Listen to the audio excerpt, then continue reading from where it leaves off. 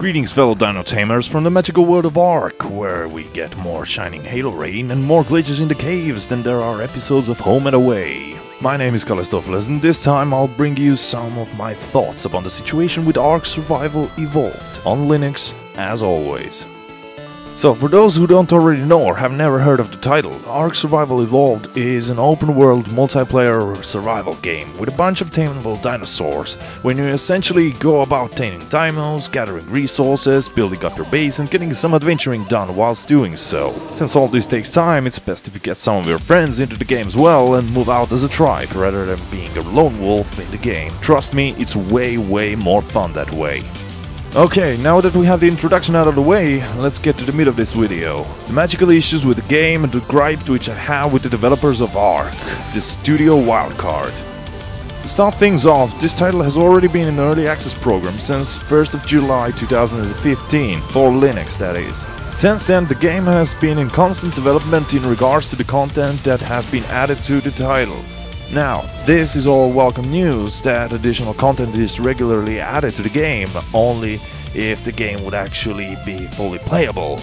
Yeah, you heard me right. The title still has some game-breaking bugs which deny you of some of its content for almost 2 years after being released in early access and receiving regular patches. With almost every patch released, the developers are adding in bits of some new content such as new technologies, dinosaurs and minor bug fixes, but never really fixing up the bugs which have been the bane of its existence from the get-go. Further add insult to injury, during the title being in early access, they have also released a paid downloadable content in the form of Ark Scorched Earth, which is essentially an expansion pack to the game. The game is still in early access and they are adding paid expansions. Now let that sink in for a moment. So, but what are those bugs and other silly gripes which I have been so eagerly referring to? Well, let's begin. As they say that a picture can tell you more than 1,000 words could, I have snapped some comparison pictures from my little home camp. On the left you can see the Windows version of the game and on the right the Linux version. All the settings have been maxed out on both setups and the differences are pretty clear. Now the reason for such graphical differences is that Linux version still seems to run on OpenGL Free. Now, OpenGL Free Standard was released back in 2008, if my memory serves me right, and obviously it lacks the capabilities of rendering stuff the same way as DirectX 11 does, which the game is currently running on. Furthermore, to insult us, the developers are planning on upgrading the engine to support DirectX 12 in the future, which makes absolutely no sense whatsoever if they plan to keep Linux version on par with the Windows counterpart. Now, in my opinion, what they should really do instead is try to rewrite the renderer part to start migrating the game towards the Vulkan API, which runs pretty much the same on both Windows and Linux systems. Such switch for the API would also ensure that the graphical glitches would not be platform specific. As of right now, the following list is just a small amount of platform specific issues and bugs that we currently have to deal with. The mighty magical waters. Blobs of crap when hacking down a tree. Black rain and waterfalls from the depths of hell. Rainbow rain. Black fog of death.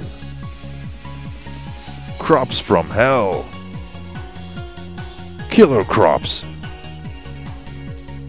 Houses rendering on a snail's pace.